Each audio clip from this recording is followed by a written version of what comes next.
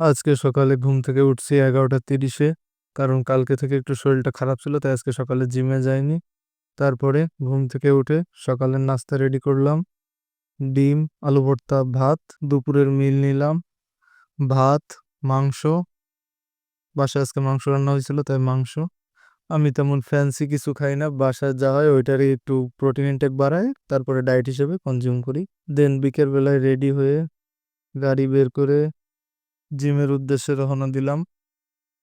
জিমে যে warm up করে, আজকে ছিল ব্যাক, রেয়ার ডেল্ট, ট্র্যাপস।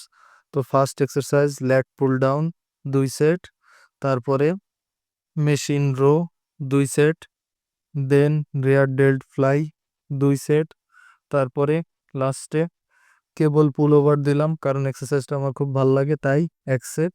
তারপরে শ্রাগ 1 সেট, তারপরে কেবল ক্রাঞ্চ আমার খুব ফেভারিট, তাই আমি অ্যাপসের জন্য রেগুলার 1 সেট দিই। তারপরে রাতে বাসায় এসে লাস্ট মিল নিলাম। প্রথমে রেডি করলাম, তারপরে নিলাম মুরগি, ভাত। আর রাত্রেবেলা একটু ক্রেভিংস উঠছিল, তাই বাদাম।